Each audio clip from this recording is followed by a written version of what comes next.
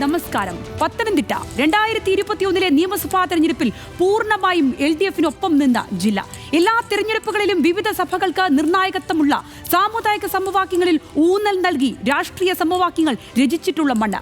പതിറ്റാണ്ടുകളായി വിദേശ മലയാളികളെ സമ്മാനിക്കുന്ന സമ്പദ് വ്യവസ്ഥയിൽ നിർണായക സ്വാധീനമാകുന്ന ജില്ല കൂടിയാണ് പത്തനംതിട്ട.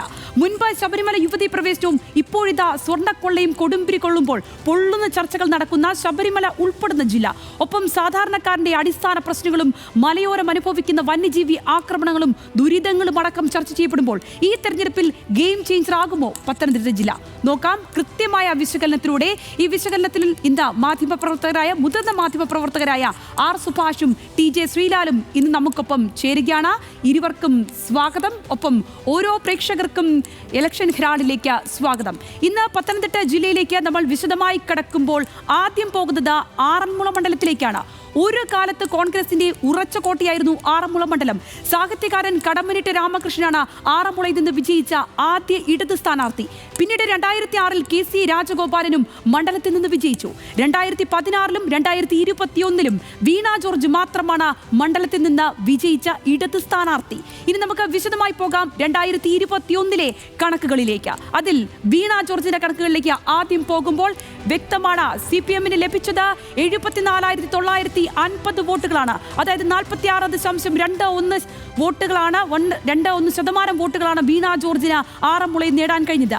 K ശിവദാസൻ നായരായിരുന്നു രണ്ടാം സ്ഥാനത്ത് വന്നത്. രണ്ടാം സ്ഥാനത്ത് വന്നയാൾക്ക് 55,947 വോട്ടുകൾ ലഭിച്ചു, 34.49%. മൂന്നാം സ്ഥാനത്തായിരുന്നു BJP സ്ഥാനാർത്ഥി ബിജു മാത്യു, 29,099 വോട്ടുകൾ നേടി, 17.94% എന്നുള്ളതായിരുന്നു കണക്ക്. ഭൂരിപക്ഷം അവിടെ 19,003 എന്നുള്ളതായിരുന്നു വീണ ജോർജിന് കഴിഞ്ഞ തവണ ആറന്മുളയിൽ ലഭിച്ച ഭൂരിപക്ഷം. ഇനി ലോക്സഭാ തെരഞ്ഞെടുപ്പിലേക്ക് വരുമ്പോൾ പത്തനംതിട്ട ലോക്സഭാ മണ്ഡലത്തിലാണ് ആറന്മുള മണ്ഡലം ഉൾപ്പെടുന്നത്. അവിടെ 2024 ആന്റോ ആന്റണിക്ക് ലഭിച്ചത് 59,626 വോട്ടുകളാണ്, 41.09%. ഡോക്ടർ TM തോമസ് ഐസക് ആയിരുന്നു രണ്ടാമതായിട്ട് എത്തിയത്. 44,939 വോട്ടുകൾ നേടിക്കൊണ്ട് 30.97% എന്നുള്ള കണക്കിലായിരുന്നു തോമസ് ഐസക് വന്നത്. അനിൽ ആന്റണി അവിടെ മൂന്നാം സ്ഥാനത്ത് വരുമ്പോൾ BJPക്ക് അവിടെ ലഭിച്ചത് 38,545 വോട്ടുകൾ, അതായത് 26.6% വോട്ടുകളാണ് ലോക്സഭാ തെരഞ്ഞെടുപ്പിൽ BJPക്ക് അവിടെ നേടാൻ കഴിഞ്ഞത്. ലീഡ് വന്നത് 14,687 വോട്ടുകളുടേതാണ്. ഇനി കഴിഞ്ഞ 2025 തദ്ദേശ തെരഞ്ഞെടുപ്പിലേക്ക് വരുമ്പോൾ കാര്യങ്ങൾ ഇങ്ങനെയാണ്. അതായത് പത്തനംതിട്ട മുനിസിപ്പാലിറ്റി UDF-നൊപ്പമാണ്. അവിടെ UDF-ന് 17, LDF-ന് 12, NDA-ക്ക് 1, മറ്റുള്ളവർക്ക് 3 എന്നിങ്ങനെയാണ് അവിടുത്തെ കക്ഷി നില വരുന്നത്. 2020 കൂടി നോക്കുമ്പോൾ പത്തനംതിട്ട മുനിസിപ്പാലിറ്റി LDF ഭരണം ആയിരുന്നു. അന്നത്തെ കക്ഷി നില കൂടി പരിശോധിക്കുമ്പോൾ LDF-ന് അവിടെ 13, UDF-ന് 13, മറ്റുള്ളവർക്ക് 6 എന്നുള്ള തരത്തിലായിരുന്നു. അതായത് LDF-നും UDF-നും ഒപ്പത്തിനൊപ്പമായിരുന്നു. അങ്ങനെയുള്ള സാഹചര്യത്തിൽ ഒരേ അംഗബലം ഉണ്ടായിരുന്നപ്പോൾ 2020 3 സ്വതന്ത്രരുടെ പിന്തുണയോടെ LDF അവിടെ ഭരണം നേടുകയാണ് ഉണ്ടായത്. ഇനി 2025 തദ്ദേശ ചിത്രം കുറച്ചുകൂടി വ്യക്തമായിട്ട് ഗ്രാമപഞ്ചായത്തുകളിലൂടെ പോകുമ്പോൾ നമുക്ക് മനസ്സിലാകുന്നത് 12 ഗ്രാമപഞ്ചായത്തുകളാണ് ആറന്മുളയിലുള്ളത്. UDF-ന് 9, NDA-ക്ക് 2, LDF-ന് 1 എന്നിങ്ങനെയുള്ളതാണ് ആ കണക്ക്.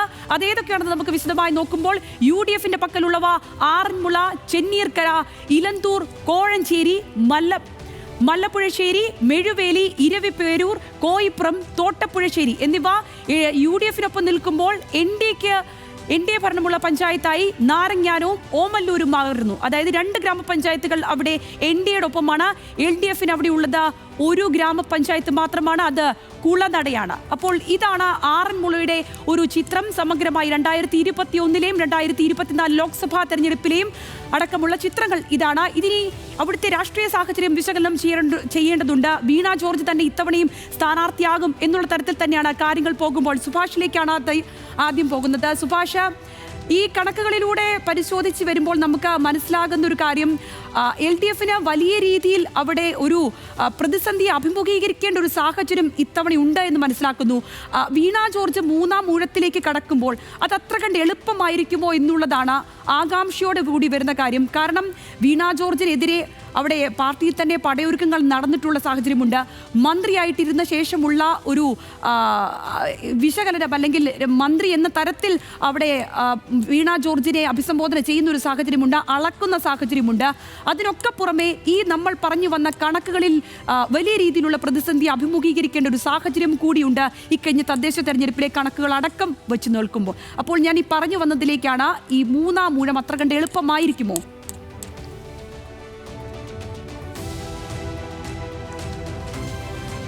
സംഗീത, ഈ പത്തനംതിട്ട ജില്ലയെക്കുറിച്ച് നമ്മൾ സംസാരിക്കുമ്പോൾ ഇത് അടിസ്ഥാനപരമായി ഒരു UDF മുൻതൂക്കമുള്ള ഒരു ജില്ലയാണ്. പക്ഷേ അവിടെ കഴിഞ്ഞ തവണ 5-5 ഇടതുമുന്നണി വിജയിക്കുകയാണ് ഉണ്ടായത്. ഇത്തവണ അവിടെ കോൺഗ്രസിൻ്റെ സ്ഥാനാർത്ഥി നിർണയം അല്ലെങ്കിൽ UDF സ്ഥാനാർത്ഥി നിർണയം വളരെ വളരെ പ്രധാനപ്പെട്ട ഒരു കാര്യമായിരിക്കും. സ്വാഭാവികമായും തദ്ദേശ ഭരണ തെരഞ്ഞെടുപ്പിലും അതേപോലെ തന്നെ അതിന് തൊട്ട് മുമ്പ് നടന്ന ലോക്സഭാ ഇലക്ഷനിലും വലിയ ഭൂരിപക്ഷം കോൺഗ്രസ് UDF ഉണ്ടായി. ഏതാണ്ട് 8% മേലെയുള്ള വോട്ട് ഇത്തവണ UDF ലോക്സഭാ ഇലക്ഷനിൽ അവിടെയുണ്ട്. തദ്ദേശ ഭരണ തെരഞ്ഞെടുപ്പിൽ കണ്ടില്ലേ, അവിടെ ഒരു മൊത്തത്തിൽ 35ഓളം പഞ്ചായത്തുകളിൽ UDF ജയിച്ചപ്പോൾ 13 പഞ്ചായത്തുകളിൽ മാത്രമാണ് LDF ജയിക്കാനായത്. നമ്മളിപ്പോൾ സംസാരിച്ചുകൊണ്ടിരിക്കുന്ന ആറന്മുള മണ്ഡലത്തിലാണെങ്കിൽ 12-ൽ 1 മാത്രമാണ് LDF. ആ കണക്കിൽ സ്വാഭാവികമായും വലിയ പ്രതിസന്ധി, കണക്കുകളുടെ അടിസ്ഥാനത്തിലാണെങ്കിൽ സ്വാഭാവികമായും പ്രതിസന്ധിയുണ്ട്. പക്ഷേ LDF അവിടെ അവതരിപ്പിക്കാൻ കഴിയുന്നതിൽ ഏറ്റവും ഉയർന്ന സ്ഥാനാർത്ഥി അല്ലെങ്കിൽ ഉയർന്ന വിജയസാധ്യതയുള്ള സ്ഥാനാർത്ഥിയായി വീണ ജോർജ് മാറിക്കഴിഞ്ഞിട്ടുണ്ട്. കഴിഞ്ഞ നേരത്തെ ഉണ്ടായിരുന്ന 2 ടേമുകളേക്കാൾ കൂടിയ തരത്തിലുള്ള ഒരു സ്വീകാര്യത അവർക്ക് ലഭിച്ചിട്ടുണ്ട്. വീണ ജോർജ് വലിയ കഠിനമായ പരീക്ഷണങ്ങളിലൂടെയാണ് അവിടെ ആദ്യമായിട്ട് വരുന്നത്. ആദ്യമായി വരുമ്പോൾ സഭ ഇറക്കിയ ഒരു സ്ഥാനാർത്ഥി എന്നൊരു പരാതി, ഓർത്തഡോക്സ് സഭയുടെ പിന്തുണയുള്ള ഒരു കെട്ടിയിറക്കപ്പെട്ട സ്ഥാനാർത്ഥി എന്ന പരാതി അവിടെ സ്വാഭാവികമായും CPM പ്രവർത്തകരുടെ ഇടയിൽ പോലും ഉണ്ടായിരുന്നു. ആ ഒരു എതിർപ്പ് അന്നത്തെ ഒരു അവിടുത്തെ ഏരിയ കമ്മിറ്റിയിൽ പോലും ഒരു ചേരിതിരിവിന് ഇടയാക്കിയിരുന്നു. അന്നും പക്ഷേ അവർ ഏതാണ്ട് 7600ഓളം വോട്ടിൻ്റെ ഭൂരിപക്ഷത്തിനാണ് വിജയിച്ചത്. ഒരു ടേം കഴിഞ്ഞപ്പോൾ അവരുടെ ഭൂരിപക്ഷം ഏതാണ്ട് 19,000 വോട്ടിൻ്റെ ഭൂരിപക്ഷമായി. അന്ന് 2021-ൽ 12% വോട്ടിൻ്റെ ലീഡ് നേടാൻ അവർക്ക് അന്ന് കഴിഞ്ഞു. ആ തരത്തിൽ വലിയ സ്വീകാര്യത അവർക്ക് ഉണ്ടാക്കിയെടുക്കാനായി മന്ത്രി എന്ന നിലയിലും MLA എന്ന നിലയിലും പൊതു സ്വീകാര്യമായ ഒരു വ്യക്തിയായി വീണ ജോർജ് മാറിക്കഴിഞ്ഞിട്ടുണ്ട്. അതുകൊണ്ട് തന്നെ ആദ്യത്തെ ഘട്ടത്തിലുണ്ടായിരുന്ന CPM ഉള്ളിലുണ്ടായിരുന്ന ഏതെങ്കിലും തരത്തിലുള്ള എതിർപ്പോ പ്രശ്നങ്ങളോ ഇപ്പോൾ അവർക്കില്ല. അതേപോലെ തന്നെ ക്രിസ്ത്യൻ സഭകളുടെ ഭാഗത്തു നിന്നും വലിയ സ്വീകാര്യത തന്നെയാണ് ഇവിടെ ലഭിക്കുന്നത്. ഇവരുടെ സഭയായ ഓർത്തഡോക്സ് സഭയല്ല അവിടെ ഏറ്റവും വലിയ സഭയായിട്ട് വരുന്നത്, അത് മർത്തോമ സഭയാണ്. മർത്തോമ സഭ കഴിഞ്ഞു കഴിഞ്ഞാൽ അവിടെ സാമുദായികമായി വരുന്നത് നായർ വോട്ടുകളാണ്, പിന്നീട് ഈഴവ് വിഭാഗമാണ്. അപ്പോൾ ഈ വിഭാഗങ്ങളിലെല്ലാം നല്ല വേരോട്ടമുള്ള ഒരു വ്യക്തിയാണ് വീണ ജോർജ്. മർത്തോമ സഭ സ്വാഭാവികമായും കൂടുതൽ അടുത്തിരുന്നത് UDF-നോടാണ്. പക്ഷേ അടുത്ത കാലത്തുണ്ടായ ചില പ്രശ്നങ്ങൾ അവരെ ഇടതുമുന്നണിയുമായി അടുപ്പിക്കാൻ കാരണമായിട്ടുണ്ട്. മാരാമൺ കൺവെൻഷനുമായി ബന്ധപ്പെട്ട തർക്കങ്ങളുണ്ടായിട്ടുണ്ട്. RSS ഈ കൺവെൻഷനെതിരെ രംഗത്ത് വന്നപ്പോൾ UDF കൃത്യമായ തരത്തിൽ ഒരു എതിർപ്പുയർത്തിയില്ല അല്ലെങ്കിൽ പ്രതിരോധം സൃഷ്ടിച്ചില്ല എന്ന പരാതി മർത്തോമ സഭയ്ക്കുണ്ട്. അന്ന് ആ ഒരു രീതിയിലേക്ക് അവർ സഭ പ്രതീക്ഷിച്ച തരത്തിലേക്ക് പെരുമാറിയത് LDF ആണ് എന്നൊരു വിലയിരുത്തലാണ് അവരുള്ളത്. ആ തരത്തിൽ മൊത്തത്തിൽ കാര്യങ്ങൾ ഈ വീണ ജോർജിന് അനുകൂലമായിട്ടാണ് വരുന്നത്. പക്ഷേ എങ്കിൽ പോലും നമ്മൾ നേരത്തെ പറഞ്ഞതുപോലെ UDF-ന് അനുകൂലമായ ഒരു അന്തരീക്ഷമാണ് ഇപ്പോഴുള്ള രാഷ്ട്രീയ സ്ഥിതി ആ മണ്ഡലത്തിലുമുള്ളത്. അവിടുത്തെ സ്ഥാനാർത്ഥി നിർണയം വളരെ പ്രധാനപ്പെട്ടതായിരിക്കും. എന്തായാലും LDF-ന് അവിടെ ഇറക്കി കളിക്കാൻ കഴിയുന്ന ഏറ്റവും നല്ല സ്ഥാനാർത്ഥി വീണ ജോർജ് തന്നെയാണ്. ശ്രീലാല് ഇപ്പോൾ ചൂണ്ടിക്കാട്ടിയതുപോലെ ഒരു നല്ല സ്ഥാനാർത്ഥിയെ കൊണ്ടുവന്നാൽ അതിലൊരു മികച്ച ഫൈറ്റ് ഉണ്ടാക്കാൻ കഴിയും. അല്ലാത്ത പക്ഷം വീണ ജോർജിന് മികച്ച വിജയം തന്നെ ഇത്തവണയും മൂന്നാം ഊഴത്തിലും ഉണ്ടാകും എന്നുള്ളൊരു കണക്കുകൂട്ടലാണല്ലോ ഇപ്പോൾ പറഞ്ഞു വെച്ചത്. അപ്പോൾ ഈ സഭകളുടെ ഒരു നിർണായകത്വം മാത്രമല്ല, ഈ ശബരിമല വിഷയമടക്കം സാമുദായികമായിട്ടുള്ള കാര്യങ്ങൾ, അങ്ങനെ വിഷയങ്ങൾ ഇങ്ങനെ ഉയർന്നു നിൽക്കുന്ന സാഹചര്യത്തിൽ അവിടെ ഒരു വോട്ട് സ്പ്ലിറ്റിംഗ്, അതായത് BJP-ക്ക് അടക്കം വോട്ടുകൾ മാറാനുള്ള സാധ്യതകൾ എത്രത്തോളം ഉണ്ട് ആറന്മുളയിൽ? അങ്ങനെ ഒരു വോട്ട് സ്പ്ലിറ്റിംഗ് ഉണ്ടായാൽ അത് ആരെ ആയിരിക്കും കൂടുതൽ തുണയ്ക്കുക, ആർക്കത് കൂടുതൽ പ്രതിരോധം ഉണ്ടാക്കും എന്നുള്ളതാണ് ശ്രീലാലിന്റെ കണക്കുകൂട്ടൽ. സംഗീതം നോക്കൂ, പത്തനംതിട്ട ജില്ലയിൽ ആകെ BJP ഒരു വലിയ ഘടകമായി തന്നെ നിൽക്കുന്നു. അതിനുള്ള കാരണം അത് അവരുടെ ഒരു പരീക്ഷണശാലയായിരുന്നു. ഇപ്പോൾ BJP ഏറ്റവും അധികം പ്രതീക്ഷ വെച്ച് പുലർത്തുന്ന 2 ജില്ലകളിൽ ഒന്ന് പത്തനംതിട്ടയും മറ്റൊന്ന് തിരുവനന്തപുരവുമാണ്. തിരുവനന്തപുരം തലസ്ഥാനമായതുകൊണ്ട് തന്നെ വികസനത്തിലൂന്നിയുള്ള ഒരു വോട്ടുപിടുത്തവും അല്ലെങ്കിൽ വികസനത്തിലൂന്നിയുള്ള പ്രകടനമാണ് BJP മുന്നോട്ട് വയ്ക്കുന്നതെങ്കിൽ അവരുടെ ഹിന്ദുത്വ പരീക്ഷണശാല എന്ന് പറയുന്ന ജില്ല അത് പത്തനംതിട്ട ജില്ലയാണ്. അവിടെ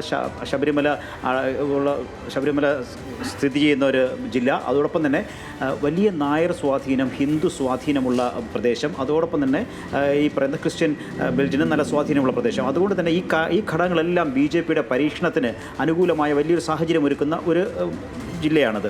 അവിടെ തന്നെ ആറന്മുളയിലേക്ക് വരുമ്പോൾ അത് വളരെ പ്രസ്റ്റീജിയസ് ആയിട്ടുള്ള ഫൈറ്റ് നടക്കുന്ന സ്ഥലവും കൂടിയാണ്. കാരണം മന്ത്രി വീണ മത്സരിക്കുന്നു എന്നുള്ളതുകൊണ്ട് തന്നെ അവിടെ ഒരു പ്രത്യേകത കൂടി ആ മണ്ഡലത്തിനുണ്ട്. അത് ശ്രദ്ധയാകുന്നു. അതുപോലെ തന്നെ മത്സരവും വലിയ തോതിൽ കടുക്കുകയും ചെയ്യും. നേരത്തെ സുഭാഷ് പറഞ്ഞതുപോലെ ഇവിടെ സ്ഥാനാർത്ഥി നിർണ്ണയം വളരെ നിർണായകമാകും. അത് കോൺഗ്രസിനെ സംബന്ധിച്ചിടത്തോളം BJP സംബന്ധിച്ചിടത്തോളം നിർണായകമാകാൻ പോകുന്നത് സ്ഥാനാർത്ഥി നിർണ്ണയം തന്നെയാണ്. കാരണം ഈ പറയുന്ന ഇടത് വിരുദ്ധ വോട്ടുകൾ അത് ആര് കൂടുതൽ പിടിക്കും, അത് രണ്ടായി വിഭജിക്കുമോ അല്ലാതെ ഒരു ഭാഗത്തേക്ക് മാത്രം പോകുമോ എന്നുള്ളതാണ് അറിയേണ്ട കാര്യം. അവിടെ ശിവാസ് നായർക്കെതിരെയുള്ള വലിയ ഒരു പ്രതിഷേധമുണ്ടായിരുന്നു. അതാണ് കഴിഞ്ഞ തെരഞ്ഞെടുപ്പിൽ വലിയ അനുകൂല ഘടകമായി വീണ ജോർജിന് അനുകൂല ഘടകമായി മാറിയത്. ഇത്തവണ ശിവദാസ് നായരില്ല, പകരം പുതിയ സ്ഥാനാർത്ഥികൾ, ഒരു ഒട്ടനവധം പേരുകൾ കേൾക്കുന്നുണ്ട്. പഴകുളം മധുവിൻ്റെ പേര് കേൾക്കുന്നുണ്ട്. ഒപ്പം തന്നെ മറ്റ് പല പേരുകൾ കേൾക്കുന്നുണ്ട്. യൂത്ത് കോൺഗ്രസ് നേതാക്കളുടെ പേര് കേൾക്കുന്നുണ്ട്.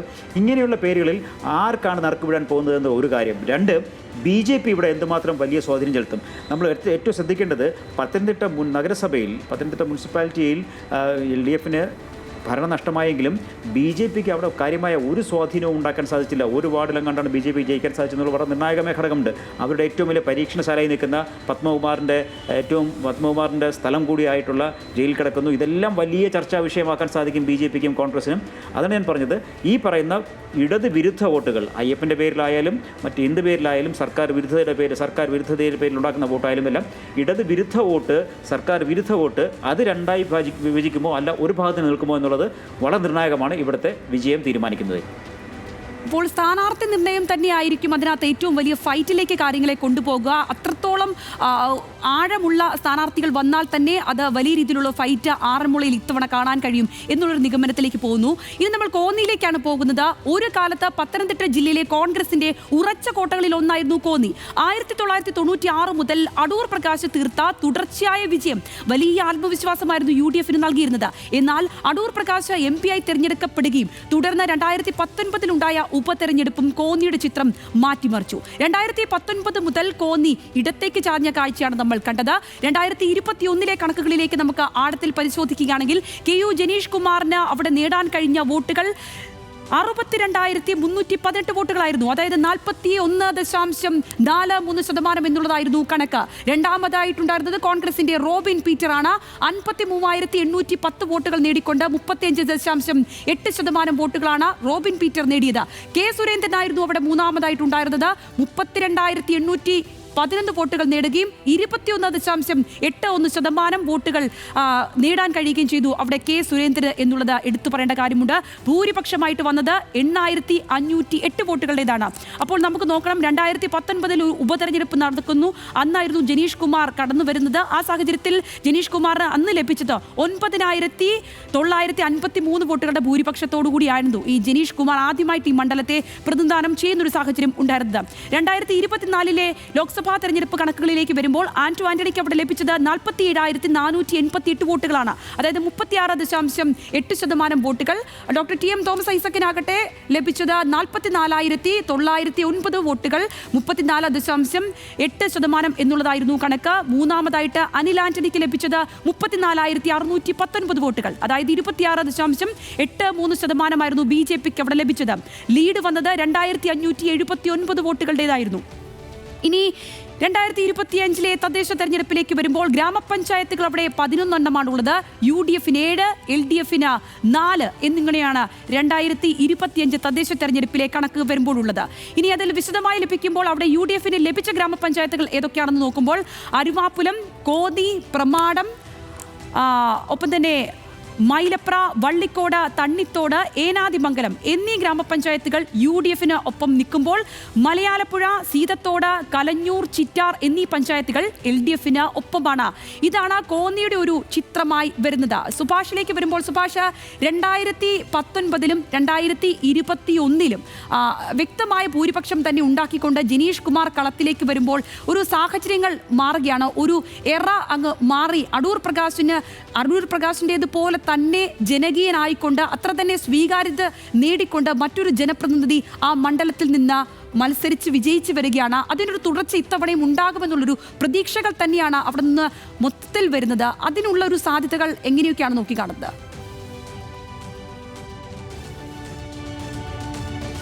നേരത്തെ പറഞ്ഞതുപോലെ ഇവിടെയും സ്ഥാനാർത്ഥി നിർണയം വളരെ പ്രധാനമായിരിക്കും. KU ജിനീഷ് കുമാർ തന്നെയായിരിക്കും LDF-ൻ്റെ സ്ഥാനാർത്ഥി എന്ന കാര്യം ഉറപ്പാണ്. വളരെ ശക്തനായ ഒരു സ്ഥാനാർത്ഥി വന്നാൽ ജിനീഷ് കുമാർ ഇത്തവണയും ജയിക്കുമെന്ന കാര്യം നമുക്ക് ഉറപ്പിച്ചു പറയാൻ കഴിയാത്ത സാഹചര്യമുണ്ട്. പക്ഷേ ജിനീഷ് കുമാറിന് വലിയ സാധ്യതകളുണ്ട് എന്നത് തന്നെയാണ് നമുക്ക് പറയാൻ കഴിയുക. 2016 ഏതാണ്ട് 20,000-ൽ പരം വോട്ടുകളുടെ 20,700 മറ്റ് വോട്ടുകളുടെ ഭൂരിപക്ഷത്തിനാണ് അവിടെ അടൂർ പ്രകാശ് ജയിച്ചിരുന്നത്. അദ്ദേഹം പിന്നീട് ലോക്സഭയിലേക്ക് പോകാൻ വേണ്ടി രാജിവെച്ച് നടത്തിയ ഉപതെരഞ്ഞെടുപ്പിലാണ് ജിനീഷ് കുമാർ ആദ്യമായിട്ട് ജയിക്കുന്നത്. ഏതാണ്ട് 10,000-ത്തിനടുത്ത് വോട്ടുകൾക്ക് അട്ടിമറി വിജയം നേടാൻ ജിനീഷ് കുമാറിന് കഴിഞ്ഞു. കാരണം കഴിഞ്ഞ കാലങ്ങൾ മുഴുവനായി അടൂർ പ്രകാശ് സ്വന്തം പോറ്റി വളർത്തിയൊരു മണ്ഡലമാണത്. അവിടെയാണ് അടിപറഞ്ഞു പോകുന്ന ഒരവസ്ഥയിലേക്ക് കോൺഗ്രസ് മാറിയത്. 10,000 വോട്ടിന് അദ്ദേഹം ജയിച്ചു. പിന്നീട് അതൊരു ആക്സിഡൻ്റൽ ജയം എന്ന തരത്തിലാണ് ആളുകൾ കണ്ടതെങ്കിലും അടുത്ത തെരഞ്ഞെടുപ്പിൽ ഏതാണ്ട് 8,500-ഓളം വോട്ടിന് ജയിക്കാൻ ജിനീഷ് കുമാറിന് കഴിഞ്ഞു. ഇപ്പോഴും അവിടെ കോൺഗ്രസിന് വലിയ ഭീതി ഉണ്ടാക്കുന്ന ഒരാളായി, ഒരു സ്ഥാനാർത്ഥിയായി ജിനീഷ് കുമാറിന് മാറാൻ കഴിയുന്നു എന്നത് വളരെ പ്രധാനപ്പെട്ട ഒരു കാര്യമാണ്. വളരെ നല്ല MLA എന്ന എതിരാളികളെ കൊണ്ട് പോലും പറയിപ്പിക്കാൻ കഴിയുന്ന തരത്തിലേക്ക് അദ്ദേഹം മാറിയിട്ടുണ്ട്. വലിയ തോതിൽ നേരത്തെ പറഞ്ഞ പോലെ തന്നെ മലയോര പ്രദേശങ്ങൾ ഉൾക്കൊള്ളുന്ന ഒരു സ്ഥലമാണിത്. വന്യമൃഗങ്ങളുടെ ആക്രമണങ്ങൾ ധാരാളമുള്ള ഒരു സ്ഥലമാണ്. നമ്മൾ അതുമായി ബന്ധപ്പെട്ട് അടുത്തിടെ അദ്ദേഹം ജിനീഷ് കുമാർ വാർത്തകളിൽ ഇടപെടുകയും ചെയ്തിരുന്നു. അതായത് വനംവകുപ്പ് ഉദ്യോഗസ്ഥർ അറസ്റ്റ് ചെയ്ത് കൊണ്ടുപോയ ഒരു പ്രതിയെ സ്റ്റേഷനിൽ നിന്ന് ഇറക്കിക്കൊണ്ടുവന്നു എന്നടക്കമുള്ള വിവാദങ്ങൾ. ആ തരത്തിൽ എല്ലാ കാര്യങ്ങളിലും ഇടപെടുകയും ജനങ്ങളോടൊപ്പം നിൽക്കുകയും വളരെ സാധാരണക്കാരനായി ജീവിക്കുകയും ചെയ്യുന്നു എന്നുള്ളൊരു ചെറുപ്പക്കാരൻ, ഒരു വളരെ ചെറുപ്പക്കാരനായ ഒരു വ്യക്തി എന്ന നിലയിൽ കൂടി വലിയ തോതിൽ സ്വീകാര്യത അദ്ദേഹത്തിന് വന്നിട്ടുണ്ട്. അത് ആ തരത്തിൽ LDF-ന് വളരെ ആത്മവിശ്വാസത്തോടു കൂടി രംഗത്തിറക്കാൻ പറ്റുന്ന ഒരു സ്ഥാനാർത്ഥിയാണ് ജിനീഷ് കുമാർ. ജിനീഷ് കുമാർ തന്നെയായിരിക്കും അവിടെ സ്ഥാനാർത്ഥി എന്ന കാര്യം ഉറപ്പായിട്ടുണ്ട്. അതിൻ്റെ പ്രവർത്തനങ്ങൾ നടന്നുകൊണ്ടിരിക്കുകയാണ്. അതേപോലെ തന്നെ നേരത്തെ ശ്രീലാൽ പറഞ്ഞതുപോലെ ഈ മണ്ഡലത്തിലും BJP വളരെ വളരെ ശക്തമായ സാന്നിധ്യമുള്ളൊരു സ്ഥലമാണ്. കഴിഞ്ഞ ഉപതെരഞ്ഞെടുപ്പിലും അതിനുശേഷം നടന്ന 2021-ലെ ഇലക്ഷനിലും അന്നത്തെ BJP-യുടെ സംസ്ഥാന പ്രസിഡന്റായിരുന്ന K. സുരേന്ദ്രൻ മത്സരിച്ച മണ്ഡലമാണിത്. 39,800 വോട്ടുകൾ 2016-ലും പിന്നീട് 32,800 വോട്ടുകൾ പിന്നീടും ജയിച്ചു. പിന്നീടും അദ്ദേഹത്തിന് നേടാനായി. ഇത്രയും വലിയൊരു വോട്ട് സംഭരിക്കാൻ അന്ന് K. സുരേന്ദ്രന് കഴിഞ്ഞിട്ടുണ്ട്. അത്രയും വോട്ടുകൾ BJP-ക്ക് ഉണ്ട്. അപ്പോൾ ആ വോട്ടുകൾ ഇത്തവണ ആരായിരിക്കും BJP സ്ഥാനാർത്ഥി എന്നത് വളരെ പ്രധാനമാണ്. വളരെ ശക്തനായ സ്ഥാനാർത്ഥി അല്ല എങ്കിൽ ഇതിൽ നിന്ന് കൊഴിഞ്ഞു പോകുന്ന വോട്ടുകൾ ആർക്ക് ലഭിക്കുമെന്നതൊക്കെ അവിടെ വളരെ പ്രധാനപ്പെട്ട കാര്യമായിരിക്കും.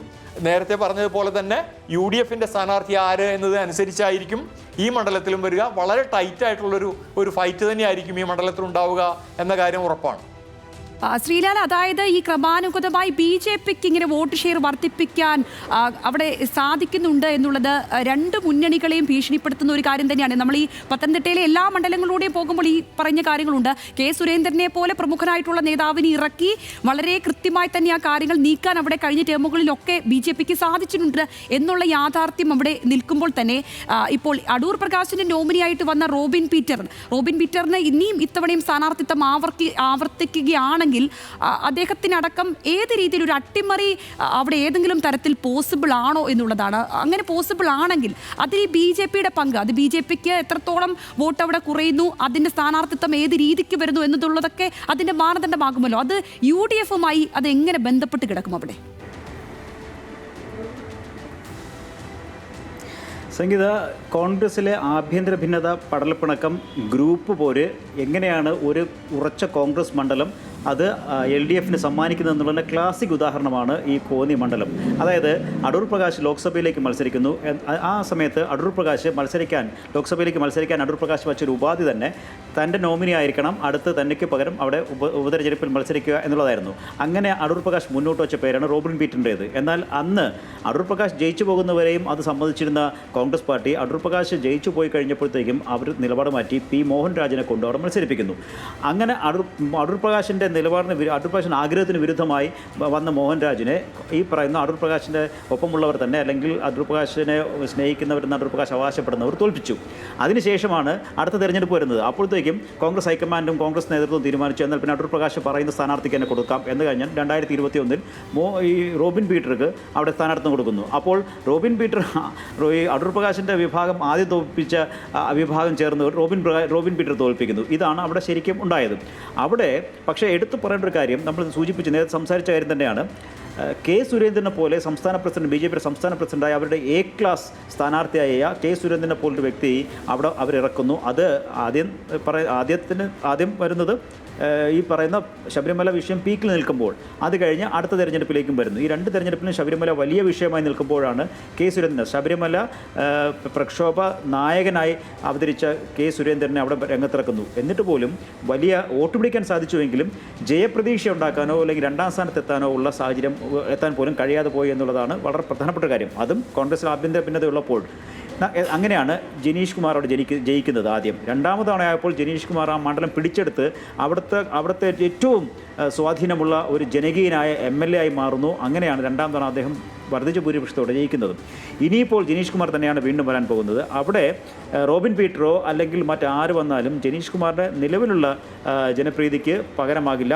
പ്രത്യേകിച്ച് അടൂർ പ്രകാശ് പുതിയ പ്രതിസന്ധികളിൽ എത്തിപ്പെട്ടു നിൽക്കുന്ന സാഹചര്യത്തിൽ ഈ പറയുന്ന ശബരിമല വിഷയത്തിൽ, ശബരിമല സ്വർണ്ണ മോഷണ കേസിൽ അടൂർ പ്രകാശിനെ പോലും സംശയത്തിലാക്കുന്ന ഫോട്ടോകളും മറ്റും വന്ന സാഹചര്യത്തിൽ അടൂർ പ്രകാശിന് പഴയതുപോലെ അവിടെ ആ ഒരു വിഭാഗത്തിനിടയിലേക്ക് ഇറങ്ങിച്ചെല്ലുകയും കാലുറപ്പിച്ച് നിന്ന് കാര്യങ്ങൾ പറയാൻ ബുദ്ധിമുട്ടാകുകയും ചെയ്യുമ്പോൾ കോൺഗ്രസ് അവിടെ പരിങ്ങലിലാകുന്നു എന്നുള്ളതാണ്.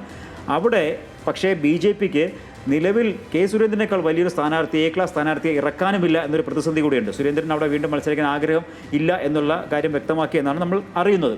അങ്ങനെ വരുമ്പോൾ ആരാണ് സ്ഥാനാർത്ഥി? കോൺഗ്രസിൻ്റെയും BJPയുടെയും. കോൺഗ്രസിൽ റോബിൻ പീറ്ററോ അല്ലെങ്കിൽ അവിടുത്തെ DCC പ്രസിഡന്റ് ഒക്കെ സ്ഥാനാർത്ഥിയാകും എന്നുള്ള ചില പ്രചാരണങ്ങളുണ്ട്.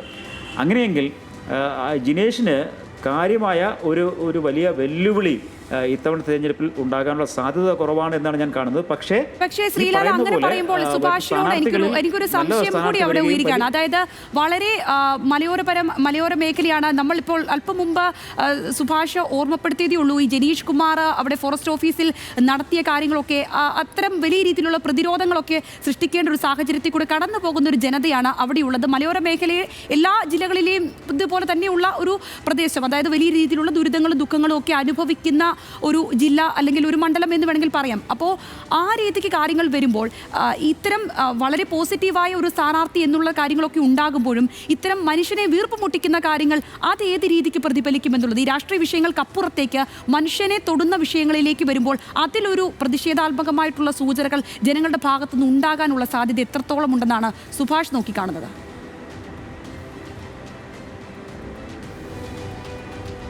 മലയോര മേഖലയിൽ മുഴുവൻ വലിയ പ്രതിസന്ധിയാണുള്ളത്. മലയോര മേഖലയിൽ ഉള്ളതെന്ന് പറയുന്നത് അത് ഏതെങ്കിലും ഒരു ജില്ലയിൽ, പത്തനംതിട്ട ജില്ലയിൽ മാത്രമല്ല, കേരളം അങ്ങോളം ഇങ്ങോളമുള്ള മലയോര മേഖലകൾ മുഴുവൻ വലിയ പ്രതിസന്ധിയിലാണ് ഉള്ളത്. മലയോരത്തേക്ക് ഒരു കാലത്ത് 60കളിലും 70കളിലും 80കളിലുമായി കുടിയേറിയ ജനങ്ങൾ മുഴുവൻ തിരിച്ചിറങ്ങുന്ന ഒരവസ്ഥയാണുള്ളത്. കാരണം വന്യമൃഗങ്ങളുടെ എണ്ണം വളരെ വലിയ തോതിൽ വർദ്ധിച്ചിരിക്കുന്നു. വന്യമൃഗങ്ങൾ നാട്ടിലേക്ക് ഇറങ്ങുന്ന രീതി വർദ്ധിച്ചിരിക്കുന്നു. ഇപ്പോൾ കാട്ടിനുള്ളിൽ അല്ലെങ്കിൽ ഫോറസ്റ്റിനോട് അടുത്ത് താമസിച്ചിരുന്ന മലയോര പ്രദേശങ്ങളിൽ ഉണ്ടായിരുന്ന ആളുകളുടെ പുതിയ തലമുറ, അവർക്ക് ആ പ്രദേശത്ത് താമസിക്കാൻ താല്പര്യമില്ലാത്തതുകൊണ്ട് തന്നെ അവരത് ഉപേക്ഷിച്ച് പോകുന്നു. അങ്ങനെ വരുമ്പോൾ പ്രായമായ ആളുകൾ മാത്രം കുറച്ചു കാലം കൂടി അവിടെ പിടിച്ചു നിൽക്കാൻ ശ്രമിക്കുന്നു. അവർക്കും അതിന് കഴിയാത്ത തരത്തിൽ അവരെല്ലാവരും താഴേക്ക് പോരുകയാണ്. ഇപ്പോൾ മലപ്പുറത്തിൻ്റെയും അതേപോലെ തന്നെ പാലക്കാടിൻ്റെയും അടക്കം അങ്ങ് കണ്ണൂർ, കാസർഗോഡ് ഭാഗത്ത് മുഴുവൻ ഇത്തരം പ്രദേശങ്ങളിൽ വലിയ ഏക്കർ കണക്കിന് ഭൂമിയുള്ള ആളുകൾ പോലും ആ ഭൂമിയെല്ലാം മലയോരത്ത് ഉപേക്ഷിച്ച് താഴെ ഇറങ്ങി ഏതെങ്കിലും വാടക വീടുകളിലടക്കം അല്ലെങ്കിൽ ചെറിയ വീടുകൾ വിലക്കെടുത്ത് താമസിക്കുന്ന ഒരു തരത്തിലേക്ക് മാറുകയാണ്. ഇത് വലിയൊരു പ്രതിസന്ധിയാണ് സൃഷ്ടിക്കുന്നത്. മലയോര മേഖലയിലെ കാർഷിക ഉൽപ്പാദനത്തെ മാത്രം ബാധിക്കുന്നതല്ല, അവരുടെ സമസ്ത ജീവിത പ്രശ്നങ്ങളെയും ബാധിക്കുന്ന തരത്തിലേക്ക് ഇത് മാറിയിട്ടുണ്ട്. ഇതിന് പക്ഷേ ഏതെങ്കിലും തരത്തിൽ കൃത്യമായ ഒരു പരിഹാരം കണ്ടുപിടിക്കാൻ ഒരു തരത്തിലുള്ള ശ്രമങ്ങളും നമ്മുടെ നാട്ടിൽ ഉണ്ടാവുന്നില്ല. അത് സംബന്ധിച്ച നിയമങ്ങളുടെ പ്രശ്നങ്ങൾ ചൂണ്ടിക്കാട്ടിക്കൊണ്ട് അപ്പുറവും ഇപ്പുറവും പറയുന്ന രീതിയിലേക്ക് കാര്യങ്ങൾ പോവുകയാണ്. സംസ്ഥാന സർക്കാരിനെ കുറ്റപ്പെടുത്തിക്കൊണ്ട് പ്രതിപക്ഷവും അല്ലെങ്കിൽ BJPയും കേന്ദ്ര സർക്കാരിൻ്റെ നിയമങ്ങളാണ് ഇതിന് കാരണം, കേന്ദ്ര സർക്കാരിൻ്റെ വന നിയമങ്ങളാണ്, വന്യജീവി സംരക്ഷണ നിയമങ്ങളാണ് ഇത്തരം പ്രശ്നങ്ങൾക്ക് പരിഹാരം കണ്ടെത്താൻ കഴിയാത്തതെന്ന മട്ടിൽ ഇടതുപക്ഷവും പരസ്പരം പഴിചാരി രക്ഷപ്പെടുന്നതല്ലാതെ വളരെ പ്രധാനപ്പെട്ട ഒരു വിഷയമായി മാറുകയാണിത്.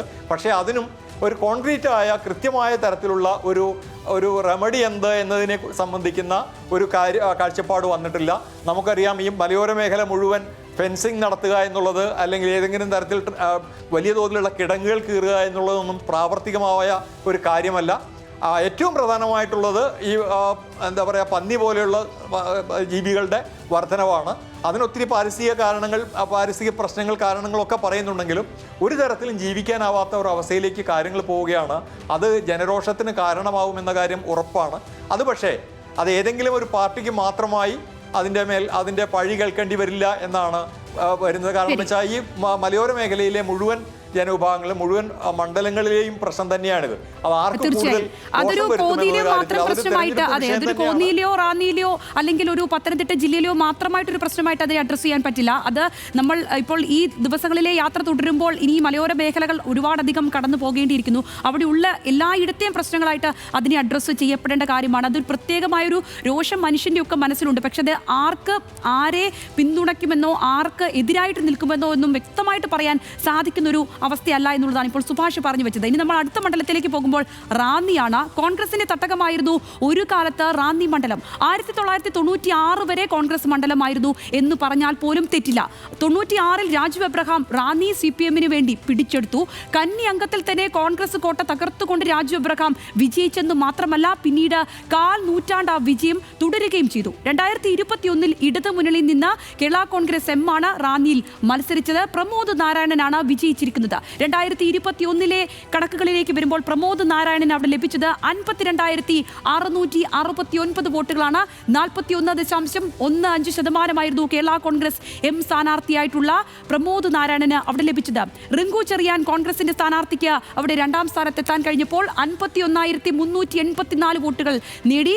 40.14% കെ പത്മകുമാർ BJPയെ പ്രതിനിധീകരിച്ച് വന്നപ്പോൾ 19,587 വോട്ടുകൾ നേടി. 15.3% കണക്ക്. അവിടെ ഭൂരിപക്ഷം എന്നുള്ളത് 1285 എന്നുള്ള കണക്കാണ്. അത് പ്രത്യേകം നോട്ട് ചെയ്യപ്പെടേണ്ട ഒരു ഭൂരിപക്ഷം കൂടിയാണ്.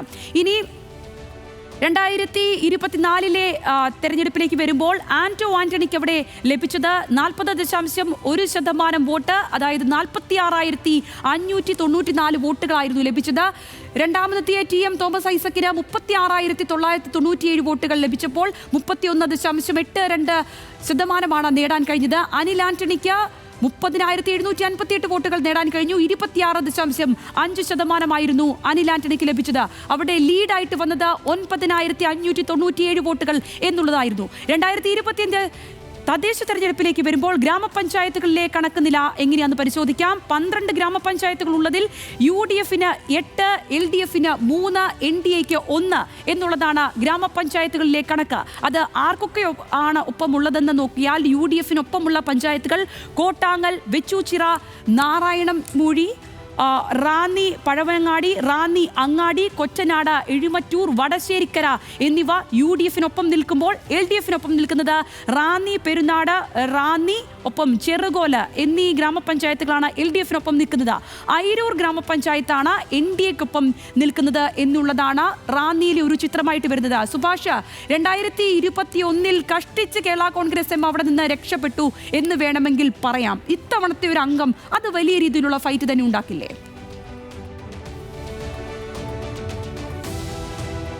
കണക്ക് വെച്ച് നോക്കിയാൽ വളരെ UDF-ന് വേണമെങ്കിൽ പിടിക്കാവുന്ന ഒരു മണ്ഡലമായിട്ട് തോന്നാം. കാരണം കഴിഞ്ഞ തവണ പ്രമോദ് നാരായണന് ലഭിച്ചത് 1285 വോട്ടിൻ്റെ ഭൂരിപക്ഷമായിരുന്നു.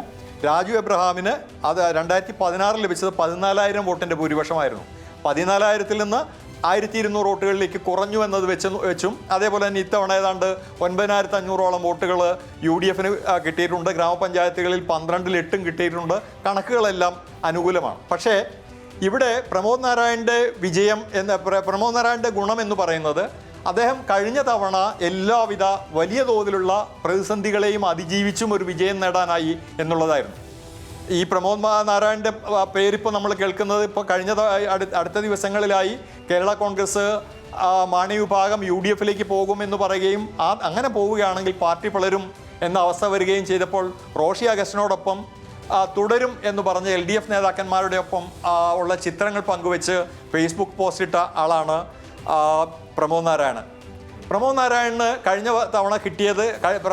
തവണ വിജയിച്ചത് തന്നെ വലിയ അത്ഭുതമാണ്. കാരണം അത്രയും വലിയ എതിർപ്പ് സ്വന്തം പാളയത്തിൽ നിന്നോ അദ്ദേഹത്തിനുണ്ടായിരുന്നു. കാരണം ഇത് CPMൻ്റെ ഒരു സിറ്റിംഗ് സീറ്റായിരുന്നു. 5 വർഷമായി രാജു എബ്രഹാം കൈവശം വെച്ചിരുന്ന വലിയ ഭൂരിപക്ഷത്തോടുകൂടി വലിയ സ്വീകാര്യതയോടുകൂടി കൈവശം വെച്ചിരുന്ന ഒരു സീറ്റ് അപ്പാടെ എടുത്ത് ഒരു പുതിയ കക്ഷി വരുമ്പോൾ അവർക്കങ്ങോട്ട് വിളമ്പിക്കൊടുത്തു എന്നൊരു ഫീല് അവിടുത്തെ സാധാരണക്കാരായ CPM സഖാക്കൾക്കുണ്ടായിരുന്നു. ആ ഒരു എതിർപ്പ് അദ്ദേഹത്തിന് വലിയ തോതിൽ നേരിടേണ്ടി വന്നു. അതിനേക്കാൾ വലിയൊരു പ്രശ്നം അവിടുത്തെ സഖാക്കൾക്കുണ്ടായിരുന്നത് ഇദ്ദേഹം ഒരു മുൻ CPMകാരനാണ് എന്നുള്ളതാണ്. CPMൽ നിന്ന് പുറത്താക്കിയ ഒരാളായിരുന്നു. വിഭാഗീയതയുടെ അടിസ്ഥാനത്തിൽ പുറത്താക്കപ്പെട്ട ഒരാളാണ് അദ്ദേഹം. അത് കഴിഞ്ഞ് കോൺഗ്രസിൽ പോയി, പിന്നെ JSSൽ പോയി, അതിനുശേഷമാണ് കേരള കോൺഗ്രസിൽ വന്നത്. ഇങ്ങനെ സ്ഥിരമായ ഒരു രാഷ്ട്രീയമില്ലാതെ പാർട്ടികൾ മാറി മാറി വന്നൊരാളെ MLA ആക്കണോ എന്ന ചിന്തയും അന്നുണ്ടായിരുന്നു. പക്ഷേ ആ എതിർപ്പുകളെല്ലാം മറികടന്നുകൊണ്ട് പ്രമോദ് നാരായണൻ അവിടെ വിജയിക്കാനായി. പ്രമോദ് നാരായണൻ പഴയ SFIക്കാരനാണ്, മികച്ച പ്രഭാഷകനായിരുന്നു, നല്ല തർജ്ജമക്കാരനാണ്. അതേപോലെ തന്നെ വളരെ 22-ാം വയസ്സിൽ അന്ന് ബ്ലോക്ക് പഞ്ചായത്ത് പ്രസിഡൻ്റൊക്കെ ആവുകയും ചെയ്ത് വളരെ പ്രഗത്ഭനായ വ്യക്തിയാണ് അദ്ദേഹത്തിന്. പക്ഷേ ഈ എതിർപ്പിനെല്ലാം മറികടന്നിട്ട് ചെറിയ വോട്ടിനായാലും അന്ന് ജയിക്കാനായി. ആ ജയിച്ചതിന് ശേഷമുള്ള 5 വർഷം, ആ 5 വർഷം കൊണ്ട് എല്ലാവിധ എതിർപ്പുകളെയും CPMൻ്റെ സഖാക്കൾക്കുള്ള പരാതി അടക്കം എല്ലാത്തരം പരാതികളെയും പ്രശ്നങ്ങളെയും അതിജീവിച്ചുകൊണ്ട് അവരുടെയൊക്കെ സ്നേഹം ആർജിക്കാൻ കഴിഞ്ഞ ഒരാളായി അദ്ദേഹം മാറിക്കഴിഞ്ഞിട്ടുണ്ട്. അതുകൊണ്ട് തന്നെ ശക്തനായ ഒരു സ്ഥാനാർത്ഥിയായി LDFന് അവിടെ അവതരിപ്പിക്കാൻ കഴിയുന്ന ഒരാളാണിപ്പോൾ പ്രമോദ് നാരായണൻ. ശ്രീലാൽ, പ്രമോദ് നാരായണൻ തന്നെ അങ്ങനെ തുടരും എന്നുള്ളൊരു കാഴ്ചപ്പാടാണോ ശ്രീലാലിനുമുള്ളത്? എന്താണ് അവിടെ സംഭവിക്കാൻ സാധ്യത ഉണ്ടാവുക? 3 പതിറ്റാണ്ടിന് ശേഷം ഒരു അട്ടിമറി ഏതെങ്കിലും തരത്തിൽ കോൺഗ്രസിന് ഉണ്ടാക്കാൻ കഴിയുമെന്ന് ശ്രീലാലിന് പ്രതീക്ഷയുണ്ടോ? സംഗീത, 2021 പ്രമോദ് നാരായണൻ അവിടെ മത്സരിക്കാൻ ഇറങ്ങുമ്പോൾ പ്രമോദ് നാരായണൻ സ്വീകാര്യനായ സ്ഥാനാർത്ഥി ആയിരുന്നില്ല എന്നുള്ളത് വളരെ പ്രധാനപ്പെട്ട ഘടകമാണ്. കാരണം നേരത്തെ സുഭാഷ് ചൂണ്ടിക്കാട്ടിയതുപോലെ CPMൽ നിന്ന് വിഭാഗീയതയുടെ പേരിൽ പുറത്താക്കപ്പെടുന്നു, VSനൊപ്പം നിന്നതിൻ്റെ പേരിൽ പുറത്താക്കപ്പെടുന്നു. അതിനുശേഷം അദ്ദേഹം മറ്റ് പല രാഷ്ട്രീയ പാർട്ടികളും പരീക്ഷിച്ച ശേഷമാണ് കേരള കോൺഗ്രസിലെത്തുന്നത്. ഇങ്ങനെയുള്ള പല വിരുദ്ധ ഘടകങ്ങളും പ്രമോദ് നാരായണൻ അവിടെ ഉണ്ടായിരുന്നുവെങ്കിലും പ്രമോദ് നാരായണൻ 1000 ശില്വാന വോട്ടിലാണെങ്കിലും ജയിച്ചു കയറുന്നത് പ്രമോദ് നാരായണൻ എന്നുള്ള വ്യക്തിയുടെ വലിയ ഒരു പ്രഭാവം തന്നെയാണ്. അദ്ദേഹത്തിൻ്റെ അത് ബഹുമുഖ പ്രതിഭ എന്ന് പറഞ്ഞാൽ പോലും തെറ്റുണ്ടാവില്ല. നന്നായിട്ട് പ്രസംഗിക്കും, നല്ല സംഘാടകനാണ്. അങ്ങനെയുള്ള നിരവധി കാര്യങ്ങളിൽ വളരെ മുന്നിൽ നിൽക്കുന്ന ഒരു MLA ആണ് അദ്ദേഹം. അതുകൊണ്ട് തന്നെ അദ്ദേഹത്തിന് അങ്ങനെ ആ സാഹചര്യത്തിൽ കൂടി അദ്ദേഹം ജയിച്ചു വരാൻ സാധിച്ചു എന്നുള്ളത് ഒരു കാര്യം. രണ്ടാമത്തെ കാര്യം, ഇത്തവണ അദ്ദേഹം പക്ഷേ വീണ്ടും തെരഞ്ഞെടുപ്പിൽ ഇറങ്ങുമ്പോൾ അങ്ങനെയല്ല കാര്യം. ഇപ്പോൾ ഇത്തവണ CPM പ്രമോദ് നാരായണന് ഒപ്പം നിൽക്കുന്ന ഒരു ഘടകം, ഒരു സാഹചര്യമാണ് അവിടെ ഉള്ളത്. അവിടുത്തെ CPM പ്രമോദ് നാരായണൻ ഒപ്പം നിൽക്കും. കാരണം ഇവിടെ ഒരു വലിയ പ്രതിസന്ധി ഘട്ടത്തിൽ ഈ പറയുന്ന കേരള കോൺഗ്രസിനെ ഈ പറയുന്ന LDFൽ ഉറപ്പിച്ചു നിർത്തിയ വ്യക്തിത്വങ്ങളിൽ ഒരാൾ പ്രമോദ് നാരായണനാണ് എന്നുള്ളത് വലിയ ഘടകമായി തന്നെ CPMന് അവിടെ കാണേണ്ടി വരും.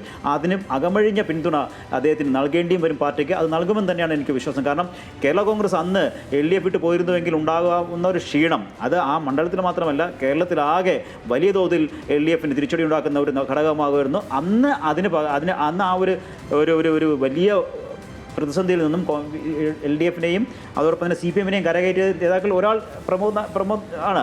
അതുകൊണ്ട് തന്നെ ആ ഒരു സ്നേഹം ഇത്തവണയുണ്ടാകും. മറുഭാഗത്ത് കോൺഗ്രസിൻ്റെ സ്ഥാനാർത്ഥികളായി ഇപ്പോഴും ആ പ്രദേശങ്ങളിൽ പറഞ്ഞു കേൾക്കുന്ന പേരുകളിൽ കഴിഞ്ഞ തവണ മത്സരിച്ച റിങ്കു ചെറിയാൻ തന്നെയാണ് പ്രധാനമായും ഉള്ളത്. റിങ്കു ചെറിയാൻ കഴിഞ്ഞ തവണ തന്നെ റിങ്കു ചെറിയാനെതിരെ ഉണ്ടായിരുന്നത് അദ്ദേഹം അത് ഒരു കുടുംബ സീറ്റ്, അദ്ദേഹം ഒരു കുടുംബ ആധിപത്യം എന്നുള്ള വലിയ ആരോപണം കോൺഗ്രസിലുണ്ടായിരുന്നു. ഇത്തവണ പഴവളം മധു എന്ന് പറയുന്ന KPC ജനറൽ സെക്രട്ടറിയും അത്തരം ആ ഭാഗത്ത് സീറ്റിന് വേണ്ടി ശ്രമിക്കുന്നുണ്ട്, അല്ലെങ്കിൽ അദ്ദേഹത്തിൻ്റെ പേരും സജീവമായുണ്ട്. ഇങ്ങനെ വരുമ്പോൾ കോൺഗ്രസിൽ ഈ പറയുന്ന കഴിഞ്ഞ തവണ റിങ്കു ചെറിയാൻ നേരിട്ട പ്രമോദ് നാരായണനല്ല ഇത്തവണ റിങ്കു ചെറിയാൻ നേരിടേണ്ടി വരിക. അതൊരു വലിയ ഘടകം തന്നെയാണ്. അതാണ് ഈ തെരഞ്ഞെടുപ്പിൽ പ്രമോദ് നാരായണന് ഒരു തുണയാകുന്ന, അദ്ദേഹത്തിന് വലിയ ഒരു പിന്തുണയാകുന്ന ഒരു ഘടകം. സുഭാഷ, ഇക്കാര്യത്തിൽ ഇപ്പൊ പിന്തുണ കിട്ടുന്ന കാര്യങ്ങൾ നമ്മൾ പറയുന്നു. ഇപ്പോൾ കോൺഗ്രസ് ഉയർത്തി കാണിക്കാൻ സാധ്യതയുള്ള മണ്ഡലത്തിലെ പ്രശ്നങ്ങളിലേക്ക് വരികയാണെങ്കിൽ എന്തൊക്കെ ഉയർത്തി പ്രതിരോധിക്കാൻ സാധിക്കും പ്രമോദിന്റെ ഈ ഒരു പ്രഭാവത്തെ?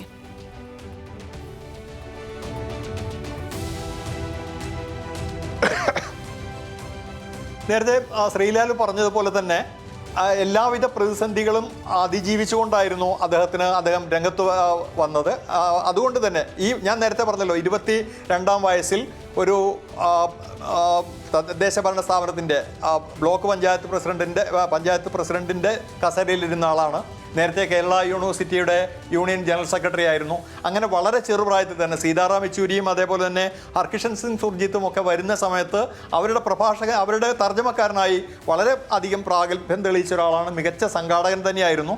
ഈ ഒരു തരത്തിൽ അതിലിപ്പോൾ കേരള കോൺഗ്രസ് കൂടി വന്നു, ഈ ഒരു LDFിലേക്ക് കേരള കോൺഗ്രസ് കൂടി വന്നപ്പോഴുണ്ടായി ഈ മണ്ഡലത്തിലുണ്ടാവുന്ന കൂടുതൽ മെച്ചങ്ങളുണ്ട്.